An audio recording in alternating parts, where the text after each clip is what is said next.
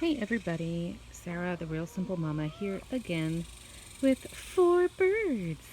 If you haven't seen my Set Them Free Integrating Freeing birds, this is Lacey, my new Wyandotte, and this is Gracie, my new Barred Rock. I want to show you, this is sort of like true confession time. So if you've seen my other content, you know that this is the Innovation Pet is the name of the brand. And this is just their coop kit. Like, it doesn't really have a model number or anything like that. It's a $200 kit. We ordered it from Tractor Supply. And, it's advertised for 6 to 8 birds, which is not true. But for 4 chickens, it's been great. And then if you've seen our coop hacks video, hey girls, then you know that we've done, some things to just improve, whether it's the predator proofing or, the material I use inside with the PDZ and the pine shavings and stuff like that. Okay, so this video is for me to kind of wave the white flag and say that we kind of surrender with our automatic waterer and our automatic feeder. You can see some other videos on how my husband built and designed those. And let me explain why we're going to something else. This was designed, you know what, let me just go in here real quick. Let's go in with the little raptors here. Hey girls. Girls. This is my 2 new girls who we've just integrated. This is their second day being out and not being in quarantine anymore. I'll have video content for all of that stuff if you're interested. So here's what they look like. It was very cheap, very easy to do. And we permanently cut holes in the hardware cloth here of the coop itself to put it in there. These bags are because we are in the hurricane zone and we are in the middle of hurricane season. So to try to keep everything from getting soaked, I reuse those plastic bags. Some are from potting soil, dog food, PDZ, any of these good, not just paper bags, but the ones that are plastic. So anyway, getting back to the point. Before we penned up our girls to where they were just in the entire backyard, they had free reign, this automatic feeder and automatic waterer were super convenient because I didn't have to come out here with a hose every day. I also have 2 young children.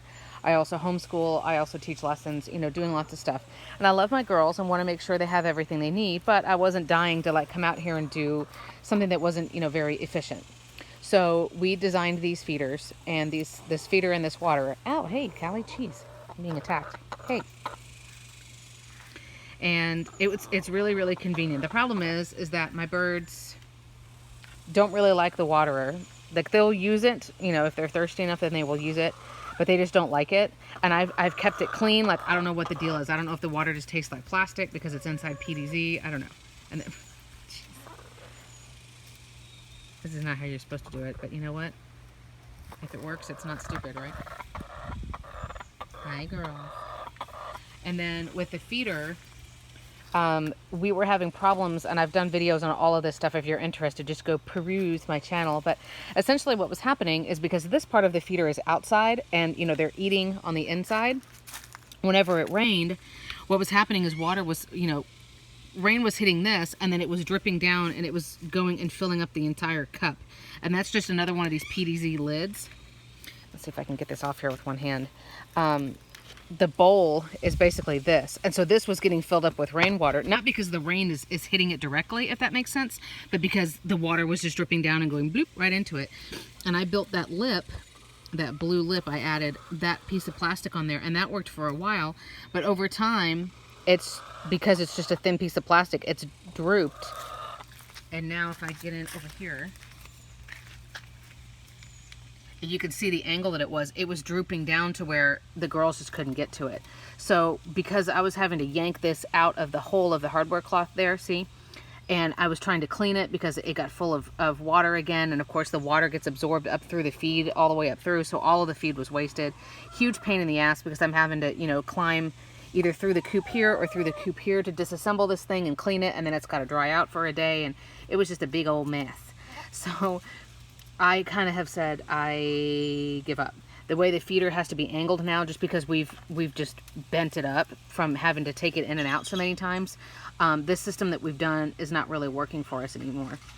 The advantage to this, of course, is that, if your birds are not in a run to where you can access this easily, without having to come through a gate or anything, then certainly this saves you time to where you know your birds always have food, they always have water, but you're not having to do it every day.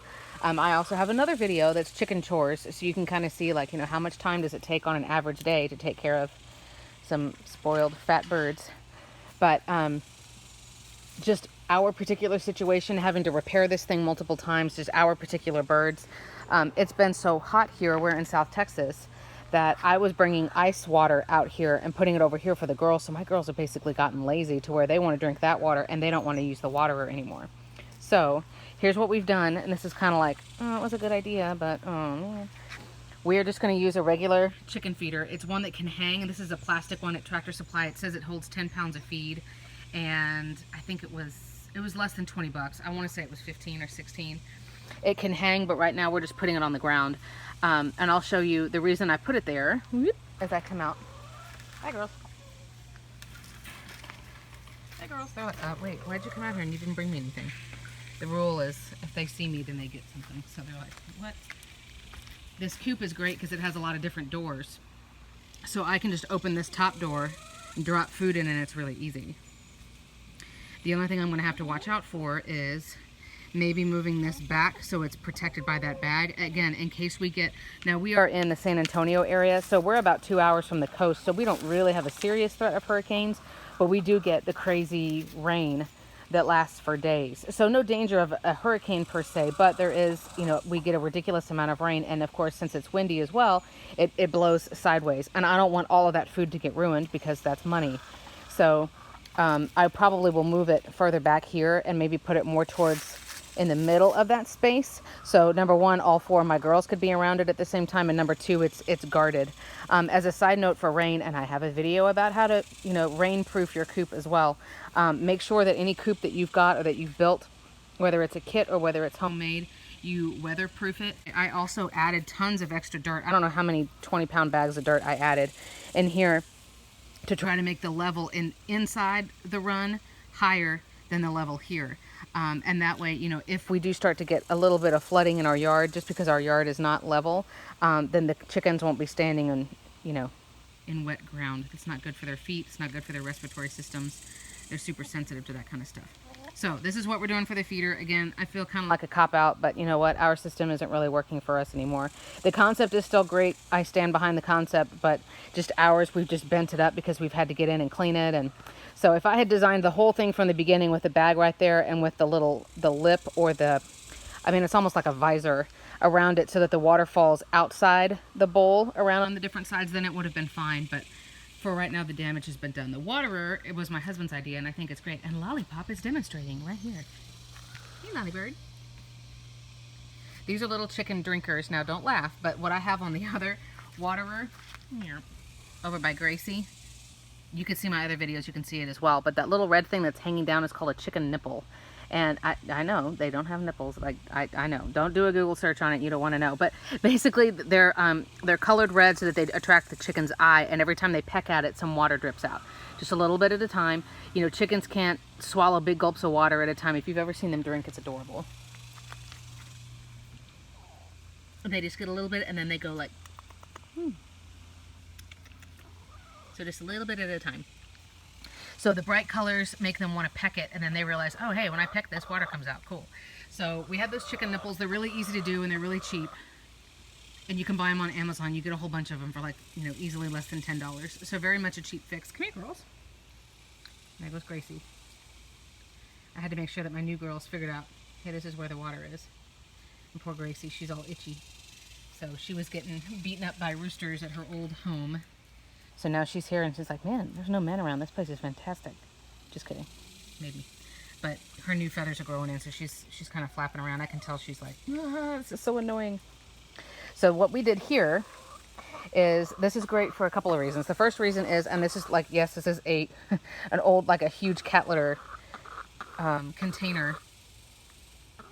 But it's great for a couple of reasons. Number one, my husband put it here outside, so I don't even have to go into the girls. Sorry, if I need to fill it up or if I need to put some ice in there, because again, it's hot. As soon as it gets 90 degrees, I come out here and give him ice. But also the way this particular lid is, and this is a Tidy Cat container. This particular lid will stay closed so the water stays clean, but it just opens like that. So now they're ice bottles. I just drop in like that. And now all of the water will be cooled. We put it up on a level because we put these little chicken, I think they're just called chicken drinkers. See if I can get an angle here. Whoop. And it's just a little cup. And they have to peck on. Come demonstrate. There's a little, oh my gosh, I'm trying to get my phone in there. I'll have to go around.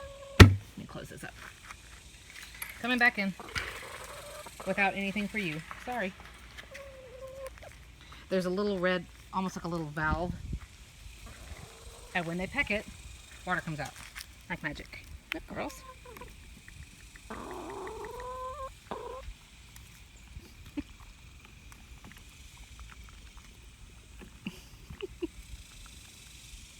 Hey, girls.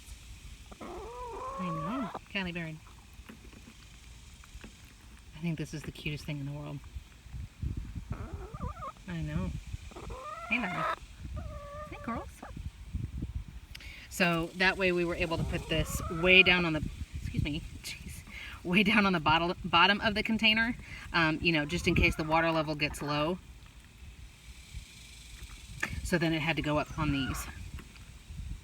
And, you know, anytime you change your feeder and your water, or just an extra tip, make sure you watch all of your chickens drink out of it or eat out of it. Usually if one does it, you know, they kind of all like to do the same thing at the same time, or at least like you can see my old girls are paired up and my new girls are paired up. But you just want to make sure that you see, okay, all of them know how to get water. All right, all of them know where the food is. Okay, cool. These girls, honestly, I don't know if they went up to roost last night or if they just roosted on the bar that's here outside. And they've been laying eggs down in the run. So I don't know if they've like made the connection that they can go up there yet. But that to me is not as big of a concern as, you know, they have to know where the water is. What are you doing, Lottie Bird? Chick, chick, chick. Hey.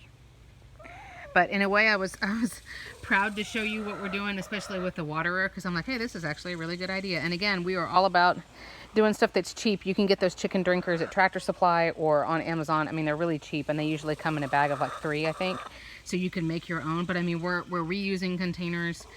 It's very quick, easy, efficient. Serves its purpose. Their water is going to be nice and cold. It stays completely clean because it's all closed off. There's no worry about leaks or anything like that. Now I'm going to tell you also a couple of other things real quick. We are going to keep that waterer indefinitely because that one is inside the run. And for whatever reason, you know, you guys who have followed me, you know that my oldest child, my firstborn, is starting kindergarten tomorrow. Guys, tomorrow. Oh my God. I'm going to be a nervous wreck. He's excited. Just Mama ain't ready yet. So if something happens or the weather is really bad or we're running late or I'm sick or whatever and my girls have to stay locked up for a while, I want to make sure that while they would be pissed off, they have everything they need in there. So I'm going to continue to fill up that water. They don't like it, but they know how it works.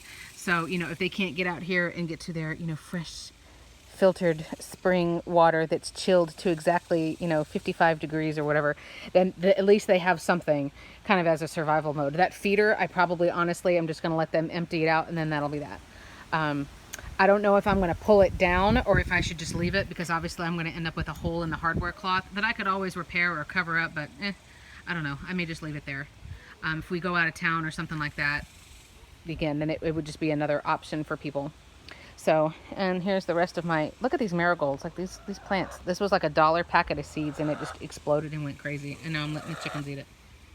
So sprayed it, got it nice and wet, and then they had, you know, fresh organic marigold salad. Girls. But I'm going to check for eggs. Wanted to say hi and show you what we're doing, just kind of an update here. But the girls are doing well. Like we're not having any pecking order problems. There's no blood, no any craziness. I've got to check these new girls, their wings, once their feathers grow out a little bit more to make sure they're clipped. The Wyandotte has got crazy long toenails, so I'm going to cut those. But other than that, everything is going really well here. Keeping them cool, keeping them spoiled. The Barred Rock likes to stand in water. She's figured out that that's a nice, cool way. So I'm going to probably fill up this little pool for them. Like, life is good here for the Real Simple Mama flock. But thanks for watching, guys. Let me know comments, suggestions, anything I can do to help you. And there's Lacey, Gracie, Callie, and Lollipop. And I'm Sarah, the Real Simple Mama.